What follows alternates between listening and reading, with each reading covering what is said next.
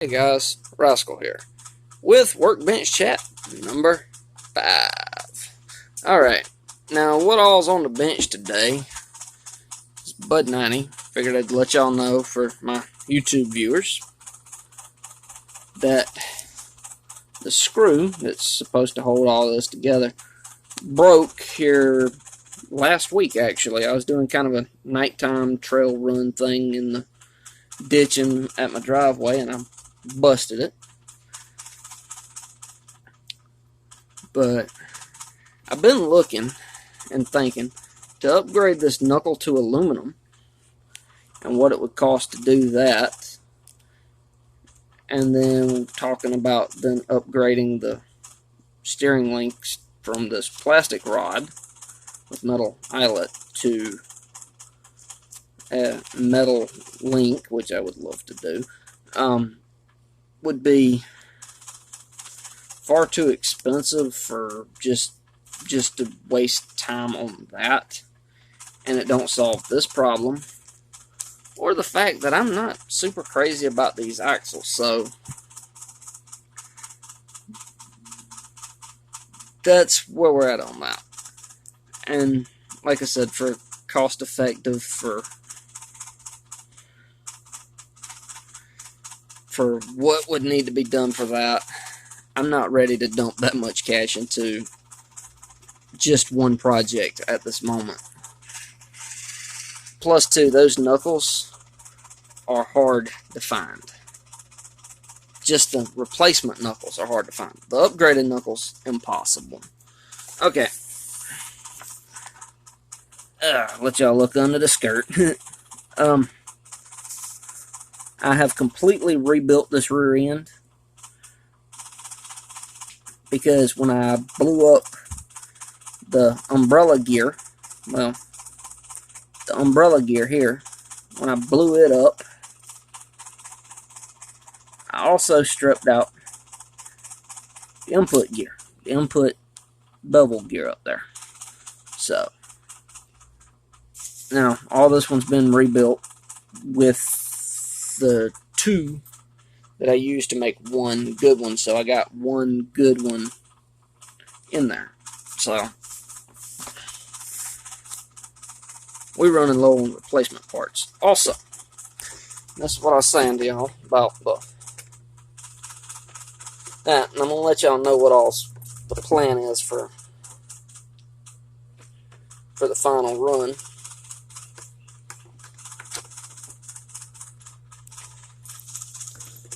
On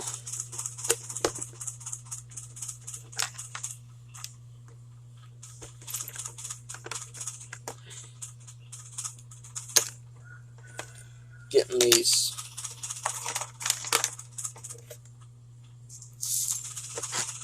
done up. The reason for the plan. Anyways, the plan is because I want to upgrade this and go to where I actually have a decent receiver in there. I mean, this is okay. It's not an immediate upgrade thing, but I want to do it. I want to upgrade it. So, that's on the books. Upgrade.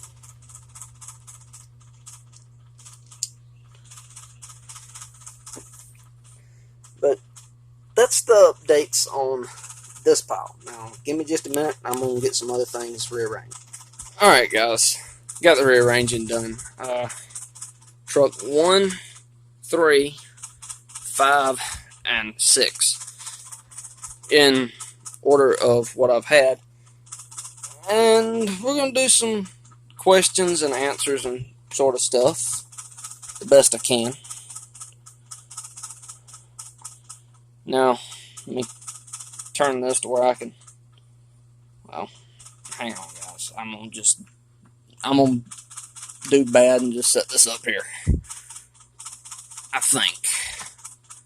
Yeah. That's set up there. Y'all can't really see too well, but that's some of the questions that was asked.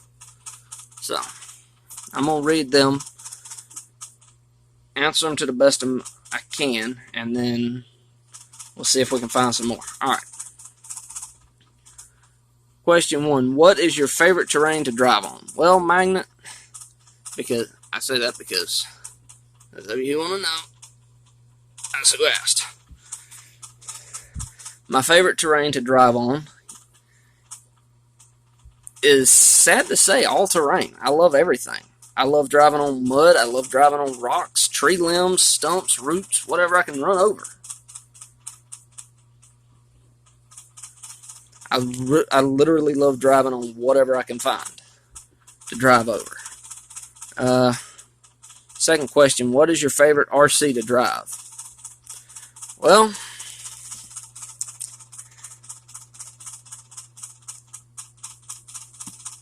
my Torment, if the suspension wasn't busted, is my favorite summertime drive. This Red Cat's, it was fun when it was running. It was fun. I love Bud 90. I love Shop Truck, and I love Outlaw. Outlaw is the second vehicle, and then Georgia Mud Runner would have been the fourth. So Georgia Mud Runner is down to a set of chassis plates, because my original idea after I bought it was to use it to upgrade a ladder frame vehicle, because I'd seen that done on other YouTube channels where they had bought the chassis plates and made big mega mud trucks, and that was kind of my plan. But anyways, my favorite really is Outlaw, which I'm pointing at a blank space because, well, I don't have Outlaw's frame here, nor on this table, which it ain't really a table, it's a 14 cubic foot chest freezer. Do I have room to put them other two plates, them other chassis in there? Alright. Question number 3. Are you going to get another Defender body? Yes. I would love like a 95 to a 97 body style Defender, which is kind of like the one for the Tamiya CC01 Defender, that body. That's what I'm actually looking at for this truck, but that's a later on project. Okay. Number 4, if you had your time again, what RC would you not buy? Now, guys, it's not because I hate the truck. Like I said, I love this truck. It's a good summer truck, but it has a small flaw. It's two-wheel drive.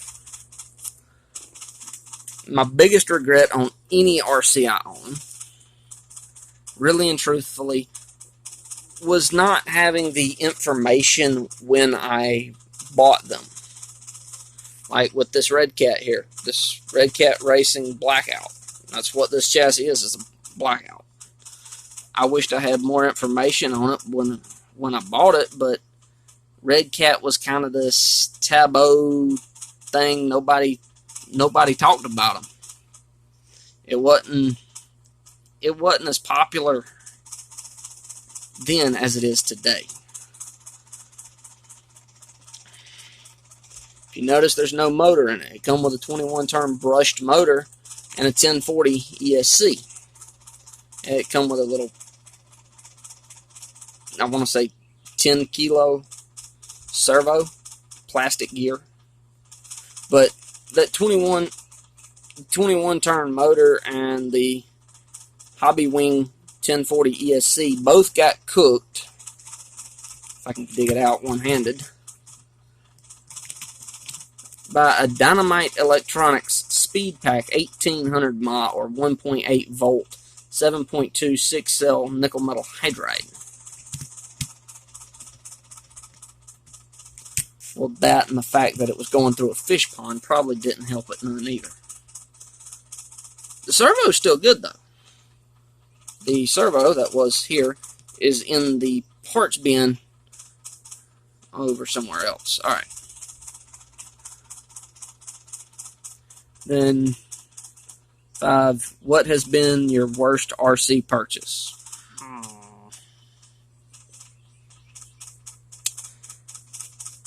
I didn't realize that thing there had a rear end issue. I was going to film working on these. I was going to do this earlier today when I had trucks up here I was actually working on, because I started trying to take the rear link off of this Red Cat, which again is a butt to get in there to that to get it all off, because like this front, like the front here, it had the screw that holds the pin in, but I can get around here to this side. Okay, gotta come forward a little bit. There's no way to push that pin. Sorry, it don't really see in there. But you see the little hole on the front side. There's not one on the back side to take the very small Allen wrench and push it out the front. This, it is, so. But that's why this is still without that. When it snowed here, what, year 4 last, I broke the lower control arm on this side in the snow. I was having fun speed running the yard and slid, and that corner hit a cross tie at a flower bed and it busted it. Alright, now, so that's when that's broke. Number 6, what has been the best thing you've ever bought? Well, he's missing from the lineup, but Appalachian Outlaw, my second truck. It's an Axial SCX-10 deadbolt. It was one of the last produced of the first round of the last of the first gen SCX-10s. It actually does have the Wild Boar 2 drive shafts that are featured on the 10.2. It come with the AE5 ESC, and it did still come with a 27-turn brushed motor. Axial don't have those right now. Any of those right now. So, yeah. Now what else? What else? Yeah. Thing is that it also come with these plastic Walker Evans officially licensed wheels and Maxxis Trepador tires. So there's that. Now, I mean, like I said, it's good. It was my favorite by far. Now, the one question I do have asked a lot is, what do I film with, and do I have a case or anything like that on it? Because of this kind of glare you get sometimes when I'm looking down, or like that right there, how it's getting that kind of reflection back on the screen. I film with my cell phone, and I do not have it in a case. It's partially, I got a crack on the glass over the lens that's supposed to protect it, and it causes, when it gets just right, for things to reflect back in there. So for that, I'm sorry guys, it's that, and then we get the glare from an external light source as well. So like I said, for that, I'm sorry. And like I said, this was going to be just an update on this truck and this one, but I'm on pause, and we're going to come back in just a moment. Alright, we're back.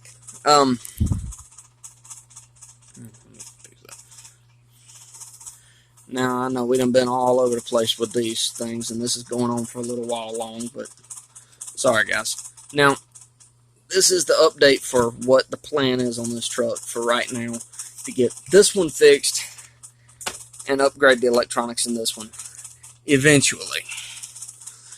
Is I'm thinking about, because I've been looking at the axles I want for this truck to just go ahead and upgrade to are some Defender 90 axles, and they are about $100 a set. Then to upgrade to just a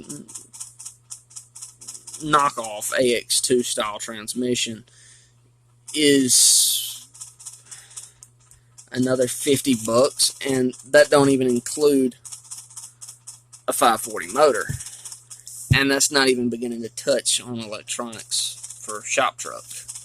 So I'm thinking about, and y'all go ahead and call me crazy, the older style Red Cat racing Everest 10s.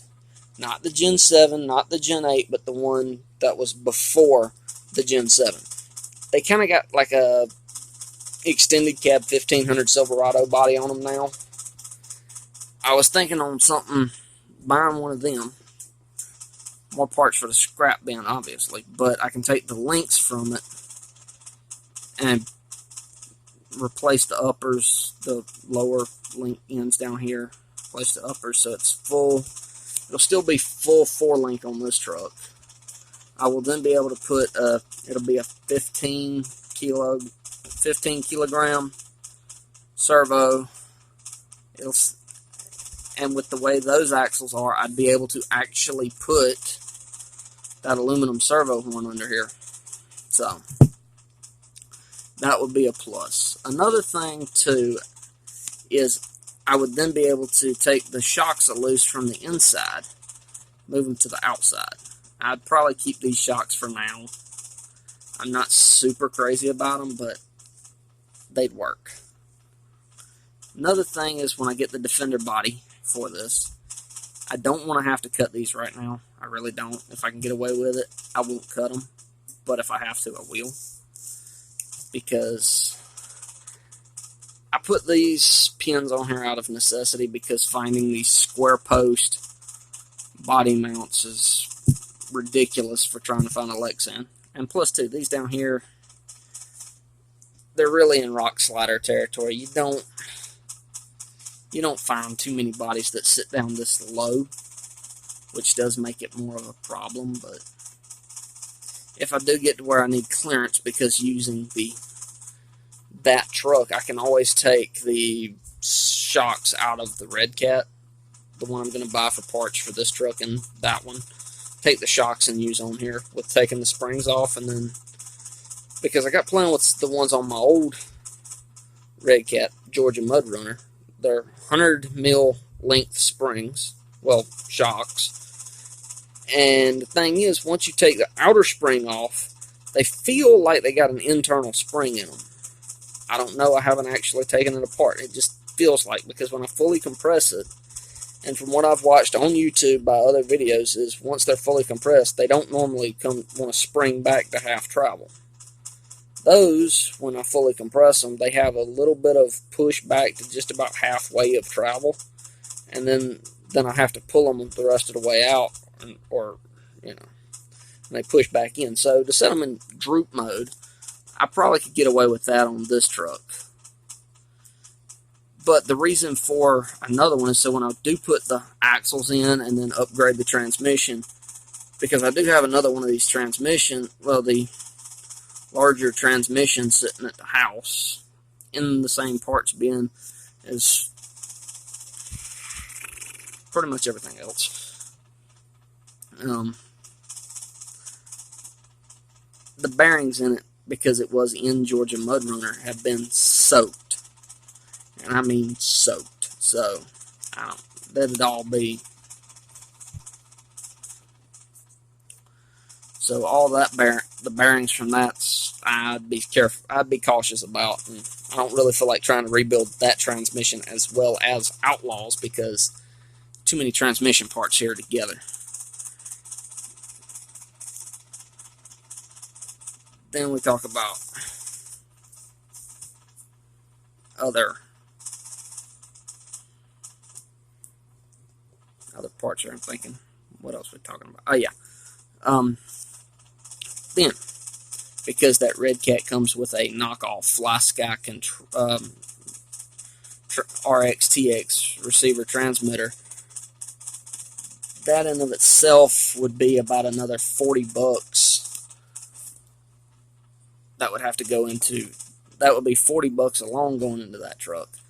Then another $40 for the ESC. So basically, when you figure in the cost it's going to take to upgrade that one to where I kind of halfway want it, and this truck here to where it's drivable again, we're talking about almost about $250, wasn't it?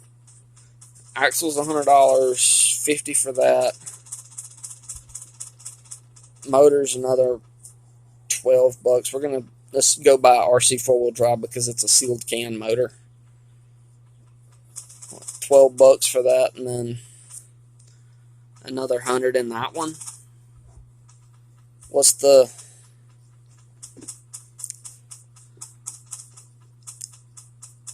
point in spending $150 to get this truck where I need it, and then buying new hubs would not fix the fact that these bolts are super, super tiny.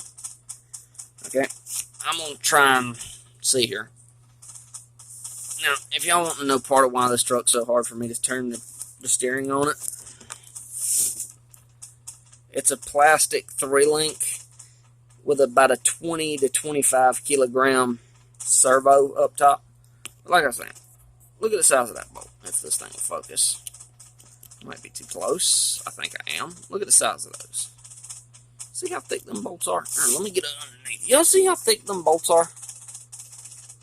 Alright, now look at this one. Now look how thin these bolts are.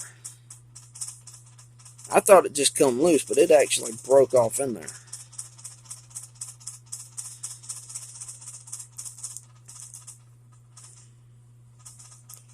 So, yeah.